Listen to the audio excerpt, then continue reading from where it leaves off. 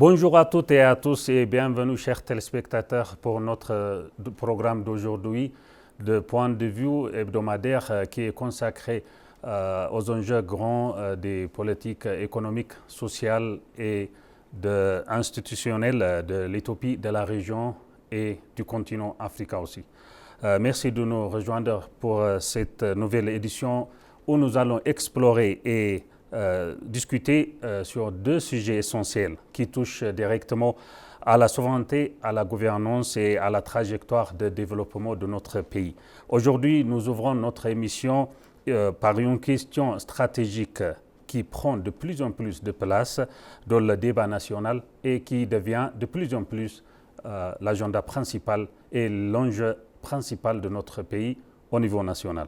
La quête de l'accès à la mer de l'Éthiopie, au-delà de sa dimension géographique, ce sujet est désormais présenté comme une réflexion de long terme sur les choix historiques qui ont façonné l'enclavement du pays. C'est-à-dire, c'est l'erreur qui a été commise par les gouvernements précédents de l'Éthiopie. Le gouvernement et ainsi que le peuple éthiopien considèrent maintenant cette situation non pas comme une fatalité, mais comme le résultat de la décision passée qui mérite aujourd'hui d'être révisée, d'être évaluée et d'être corrigée.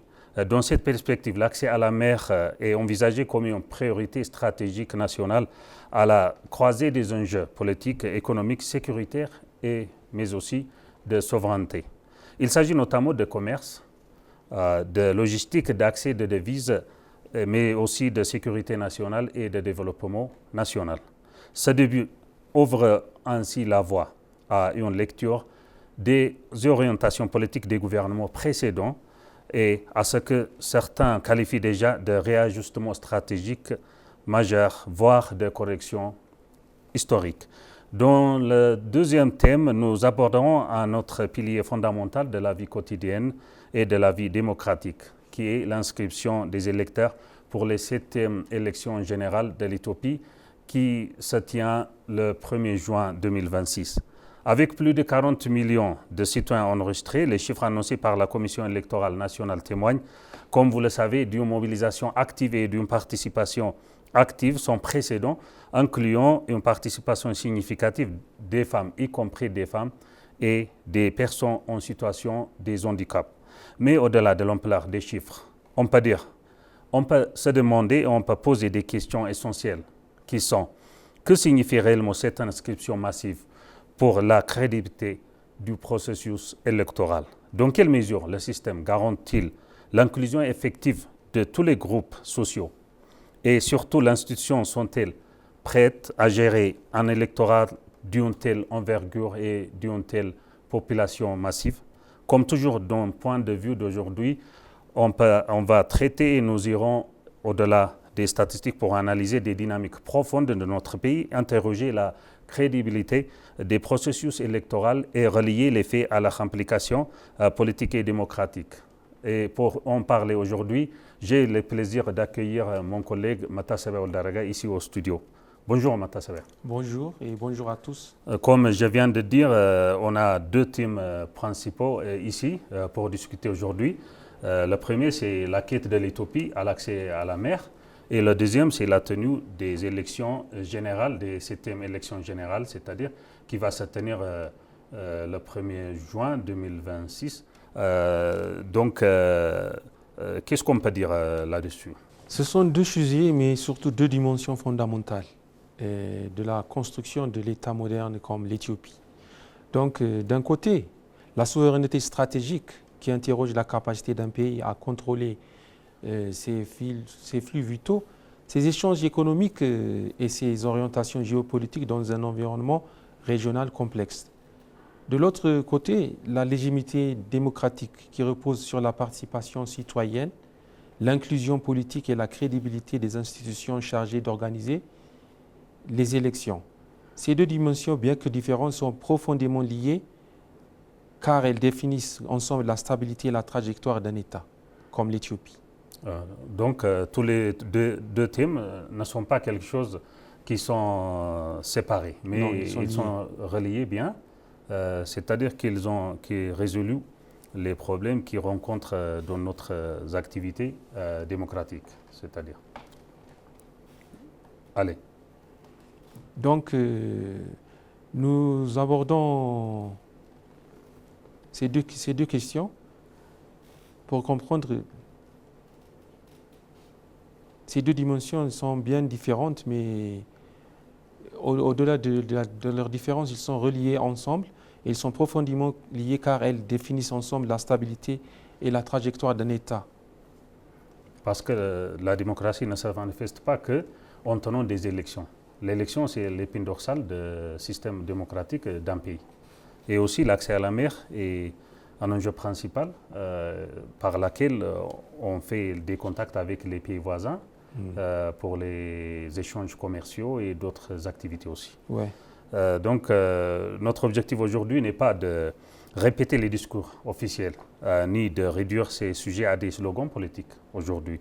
Nous allons au contraire prendre le temps d'analyser les logiques profondes, de contextualiser les choix politiques et de comprendre les enjeux principaux et les implications réelles de ces dynamiques politiques pour l'avenir de notre pays et de la région, et aussi pour la contribution pour l'intégration régionale aussi. Et donc, le premier thème, c'est la quête de l'accès à la mer de l'Éthiopie. Et une correction historique, on peut le définir, parce que, comme vous le savez, on a raté et on a perdu notre accès à la mer à cause de décisions politiques erronées, c'est-à-dire les gouvernements précédents ont décidé une décision qui n'est pas correcte à ce moment-là pour faire l'Éthiopie un pays enclavé, qui n'a pas accès à la mer et qui est enclavé, c'est-à-dire. Donc là-dessus, qu'est-ce qu'on peut dire? Et pour comprendre la portée du débat actuel d'aujourd'hui, il est indispensable de revenir à une réalité structurelle fondamentale. L'Éthiopie est un État enclavé depuis plusieurs décennies. Donc, et cet enclavement est devenu au fil du temps un facteur déterminant de ces contraintes économiques, logistiques et stratégiques. Donc, ce statut d'enclavement ne doit pas être vu uniquement comme une donnée géographique figée. Il s'agit aussi d'une correction historique qui influence profondément la manière dont l'économie nationale est connectée aux marchés internationaux. Donc aujourd'hui, ce qui est particulièrement intéressant dans le débat public et politique de notre pays au niveau national, c'est la manière dont cette situation est interprétée. C'est-à-dire le peuple et le gouvernement éthiopien aujourd'hui sont en train de poser cette question en tant que survie. Ce n'est pas en tant que luxe, mais c'est une question de survie dont nous devons lutter contre. La quête d'accès à la mer n'est plus simplement présentée comme une aspiration économique ou option stratégique parmi d'autres. Elle est désormais formulée dans certains discours comme une correction historique, comme on vient de dire, c'est-à-dire une tentative de revisiter et de déséquilibrer des décisions politiques du passé et de corriger les décisions erronées qui ont été faites par les gouvernements précédents et contribuer à façonner la situation actuelle selon les besoins de notre peuple et de notre gouvernement.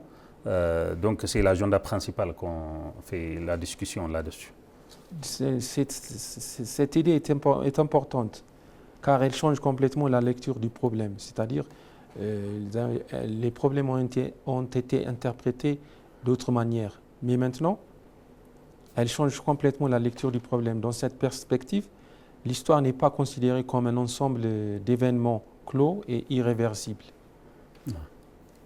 Donc elle est au contraire perçue comme un processus dynamique dans lequel les choix politiques peuvent être réévalués à la lumière des réalités économiques actuelles, des géopolitiques et des sécuritaires contemporaines sur le terrain, de ce qui est sur le terrain. Donc on peut considérer, par exemple, l'accès à la mer, la quête de l'accès à la mer de l'Éthiopie en tant qu'une nécessité économique et structurelle, en deuxième chose. Entrons maintenant dans le cœur du sujet, le principal.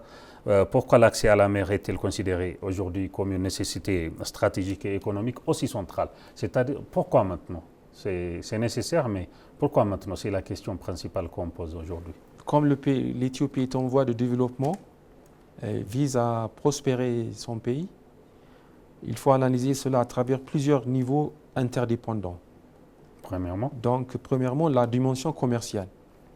C'est-à-dire l'économie éthiopienne repose largement sur des importations et des biens industriels, de machines, de carburants, ainsi que sur l'exportation de produits agricoles et manufacturiers. Avec une population très vaste, la population est plus que 120 millions d'habitants, donc sans accès direct à un port maritime, toutes ces opérations passent nécessairement par des corridors logistiques situés dans les pays voisins. Et cela implique des coûts élevés. Donc, toutes ces activités vont être ralenties par le manque d'accès à la mer. Ouais. Donc, ce qui signifie des coûts supplémentaires à chaque étape, c'est ce qu'on a dit. Il y a beaucoup de coûts, il faut payer pour utiliser les ports d'autres pays, c'est-à-dire des pays voisins comme Djibouti et autres aussi. Donc, c'est le coût élevé qu'on dépense. Et la gérance du temps aussi dépend. Oui. Et ces coûts incluent le transport terrestre sur de longues distances, les frais portuaires payés à des infrastructures étrangères, c'est-à-dire les ports des pays voisins, les délais administratifs, les frais de transit et parfois même les contraintes diplomatiques. Donc, tout cela affecte profondément ou directement la compétitivité globale de l'économie nationale de l'Éthiopie. Donc, deuxièmement, il y a la question de devises étrangères.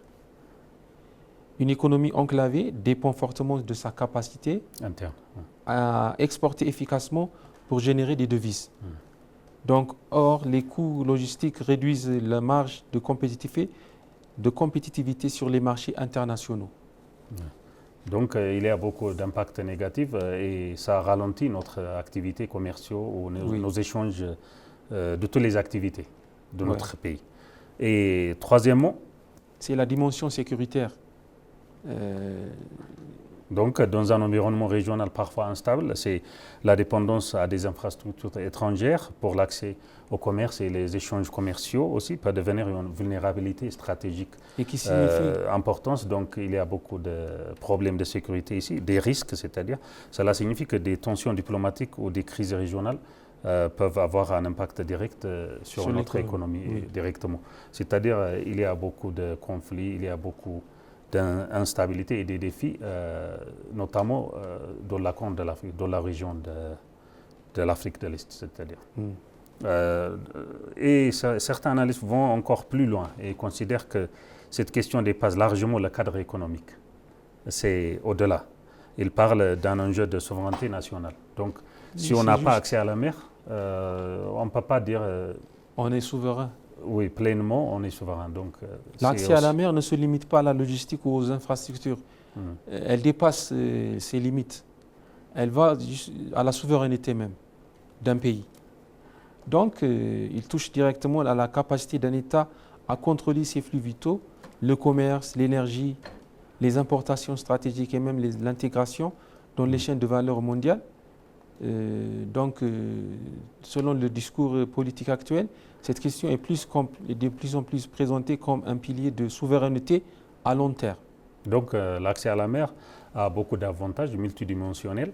Ce n'est pas un avantage économique, mais aussi un avantage sécuritaire, un avantage stratégique et au-delà aussi. Cela signifie-t-il que nous assistons à un changement profond de perspective ou on peut dire de politique? C'est une question centrale. Cette question est une question centrale. Quand on parle d'un changement profond de doctrine ou d'assister à un changement profond de doctrine, c'est une question centrale. Donc, certains observateurs estiment qu'il s'agit d'un changement de cap stratégique par rapport aux approches précédentes. Mais il y a un changement au progrès significatif. Oui, il privilégie davantage des mécanismes de coopération régionale et de partage logistique plutôt qu'une configuration plus directe de l'accès maritime. Plutôt qu'une confrontation, on fait la diplomatie, on utilise la politique gagnant-gagnante pour réaliser notre accès à la mer. Et on peut considérer quatrièmement cet accès à la mer, correction historique aux ruptures stratégiques aussi. Nous arrivons ici à une question fondamentale. S'agit-il d'une simple correction historique, d'une rupture stratégique avec les politiques passées, des gouvernements passés ou précédents? Que ce soit la correction historique ou rupture stratégique, ces deux interprétations existent simultanément. On ne peut pas les séparer. Comment? Puisque dans la lecture de la correction historique, il s'agit de réparer une situation perçue comme limitant le développement national et la souveraineté économique du pays. De l'autre côté, dans la lecture de la rupture stratégique, il s'agit d'un repositionnement géopolitique plus large qui redéfinit les priorités nationales et les relations régionales. Et aussi, ça doit être pratique, c'est-à-dire cette distinction est loin d'être théorique. Ouais. Mais au-delà, car elle influence directement la perception des pays voisins et des partenaires internationaux. Donc il faut mettre en place comment on peut gérer ces questions de notre Absolument. Et toutes les initiatives liées à l'accès maritime s'inscrivent dans un environnement régional sensible où les équilibres diplomatiques, économiques et sécuritaires doivent être soigneusement pris en compte. Donc on peut considérer l'impact économique et cinquièmement de cet accès à la mer de l'Éthiopie. C'est-à-dire si l'on revient à la dimension interne, quelles seraient les implications concrètes pour le développement de notre pays? Un accès amélioré ou optimisé à la mer pourrait potentiellement transformer plusieurs secteurs, c'est-à-dire la réduction des coûts logistiques globaux, l'amélioration de la compétitivité des exportations. Oui, il ne se limite pas dans un secteur, mais il se propage dans tous les secteurs. Ouais. Et l'accélération des chaînes d'approvisionnement, l'attraction d'investissements étrangers plus important. Donc, cela implique aussi des négociations complexes. Il faut bien négocier, il faut bien gérer pour arriver jusqu'au bout, c'est-à-dire pour réaliser l'accès à la mer de l'Éthiopie, pour l'utiliser, pour faciliter notre échange commercial et notre activité commerciale en général. Donc, pour mettre en œuvre de tels projets, il faut des accords régionaux solides dans les pays, dans la Corne de l'Afrique. Et sans sa stabilité politique et sans coopération durable avec les pays concernés, on ne peut pas mettre en œuvre de tels projets. Et aussi, comme ça, on peut faire apporter l'intégration régionale et on peut faciliter ça parce que si on a accès à la mer, on est ouvert et on peut facilement accès à la mer et accès aux pays voisins.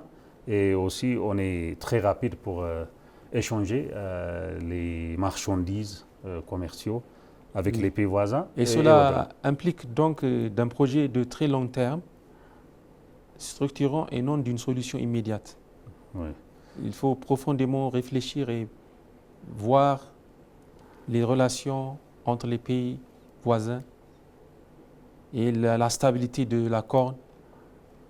Et il faut voir aussi la coopération durable avec les pays concernés, c'est-à-dire les pays de l'Afrique de l'Est, les pays de la Corne de l'Afrique. Alors, donc on peut dire que l'accès, la quête de l'Éthiopie à l'accès à la mer, c'est une question qui ne se limite pas sur les enjeux économiques, mais sur les enjeux sécuritaires, stratégiques et aussi sur les enjeux de l'intégration économique aussi avec les pays voisins et au-delà. Passons maintenant à notre deuxième grand thème qui concerne un pilier fondamental de la démocratie, de toute démocratie moderne, l'inscription des électeurs et la préparation des élections, des 7e élections générales qui va se tenir le 1er juin 2026. Donc on sait que les élections sont l'une des manifestations de la démocratie d'un pays. Ouais. Donc ce sont, on peut dire que l'épine dorsale du système démocratique en général. Donc qu'est-ce qu'on peut dire là-dessus? Précisément, ce que nous allons analyser maintenant à travers les données de l'inscription électorale, il constitue un indicateur essentiel de la vitalité démocratique du pays. C'est-à-dire que je pense qu'il y a des données que le Conseil électoral national de l'Éthiopie a diffusée concernant l'inscription et le statut des électeurs de cette élection générale. Donc, quelles sont les données principaux ici? Au 9 avril 2026, jusqu'au 9 avril, dans le cadre des préparatifs des 7e élections générales en Éthiopie, la Commission électorale nationale a enregistré les données suivantes. 42 167 911 électeurs inscrits au total. Du total... Donc c'est un nombre très immense. Très remarquable. Oui. Du total, et c'est jusqu'au 9 avril 2026. Donc, ça peut augmenter même. Oui, ce qui frappe immédiatement, c'est la taille de la base électorale. C'est-à-dire plus de 42 millions de citoyens inscrits déjà, selon la source du Conseil électoral national de l'Éthiopie. Cela représente une participation active massive de la population et surtout une mobilisation logistique considérable à travers tout le territoire. Donc ça nous montre que les citoyens et la population sont en train de participer activement et de faire partie ou de participer dans les décisions politiques de leur pays. Oui. Et du total, 22 746 079 hommes ont été inscrits en tant qu'électeurs. Et 19 421 832 femmes sont inscrites en tant qu'électeurs du total. Et c'est jusqu'au 9 avril 2026. Donc c'est au-delà des chiffres eux-mêmes, ça nous montre la participation active des citoyens en général. Oui. Donc deuxièmement, on peut voir les élections, les importances des élections ici en tant que signification politique et démocratique des chiffres. C'est-à-dire, au-delà des statistiques, nous disons réellement, comme je viens de dire, ces chiffres sur l'état de la démocratie. Ils indiquent avant tout un niveau élevé d'inclusion administrative. Donc le fait que des dizaines de millions de citoyens soient enregistrés montre une volonté de participation à la vie politique. Cependant, il est essentiel de rappeler un point fondamental. L'inscription sur les listes électorales ne suffit pas à elle seule pour évaluer la qualité démocratique d'un système. Et on peut parler aussi... L'inscription, ce n'est pas l'inscription qui compte, mais la participation. Sur le jour du vote, la participation massive compte. Donc, on peut poser ici une question de crédibilité du processus électoral aussi, tout au long du processus. Et on peut aborder maintenant une question centrale, la crédibilité électorale. Comment la définit-on dans un contexte aussi large? Donc, la crédibilité électorale repose généralement sur 3 piliers fondamentaux. Premièrement, la transparence du processus. Et deuxièmement, la fiabilité électoral. Des listes électorales aussi. Oui. Et troisièmement, la confiance du public, c'est-à-dire l'acceptabilité des élections. Il faut que le peuple ait confiance. Peuvent-ils se pencher sur le processus? Non. Donc, même avec plus de 42 millions d'inscrits, la crédibilité n'est pas automatiquement garantie quelquefois. Mais si on fait beaucoup de campagnes et beaucoup de sensibilisation, le chiffre peut refléter on peut une mobilisation importante. On peut ajouter et on peut augmenter la confiance. Mais il ne garantit pas la qualité du processus. Oui. Et par rapport à l'inclusion sociale et représentation politique aussi, un autre point important qui concerne la représentation, notamment celle des femmes et des personnes handicapées, c'est l'inclusion. Les chiffres montrent qu'environ 19,4 millions de femmes sont inscrites sur les listes électorales. Imagine, c'est un grand nombre d'électeurs. Oui, ça montre que l'élection est inclusive. Mais cela soulève une question essentielle. Cette inclusion est-elle seulement quantitative ou également qualitative? C'est ça. Précisément, c'est le cœur du débat. L'inclusion véritable ne se limite pas à être inscrit sur une liste électorale. Elle implique aussi la capacité réelle de participer. La participation compte, d'être informé, de voter librement et de voir sa voix prise en compte dans le processus politique. Dans notre discussion d'aujourd'hui, on peut conclure qu'en conclusion de cette édition de Point de vue d'aujourd'hui, on a traité deux sujets principaux qui sont les débats majeurs de l'actualité politique éthiopienne. La quête de l'accès à la mer est le principal sujet qui apparaît comme une orientation stratégique de long terme de notre pays, interprétée comme une correction des choix historiques qui ont été pris par les gouvernements précédents et qui a conduit notre pays à l'enclavement du pays, c'est-à-dire qui nous a fait un pays enclavé. Au-delà de la dimension géopolitique, les échanges soulignent son importance aussi économique pour le commerce, la logistique, les devises ainsi que les enjeux de sécurité nationale, de souveraineté et d'autres aussi de développement. Dans le second thème, on a l'inscription électorale avec plus de 42 millions d'électeurs illustre l'ampleur de la mobilisation active de la population et l'inclusion, y compris les femmes et les personnes en situation handicapée. Sans oublier les personnes handicapées. Oui, oui. La participation féminine et l'enregistrement des personnes en situation de handicap témoignent d'une dynamique d'inclusion électorale aussi vaste. Au-delà des chiffres, les discussions insistent sur la crédibilité du processus, l'inclusivité est réelle et leur contribution à la légitimité démocratique du système fédéral, c'est-à-dire. Ainsi, entre enjeux de souveraineté et exigences démocratiques, ces débats révèlent les défis de la construction étatique contemporaine en Éthiopie et mettent en lumière l'importance d'un dialogue inclusif national. Merci, Mantasebe, pour ces discussions fructueuses et enrichissantes. Merci à vous. Merci à vous aussi, chers téléspectateurs, pour votre attention aujourd'hui et rendez-vous la semaine prochaine pour d'autres sujets et une nouvelle analyse approfondie des enjeux qui façonnent notre région. Et merci de nous avoir suivis.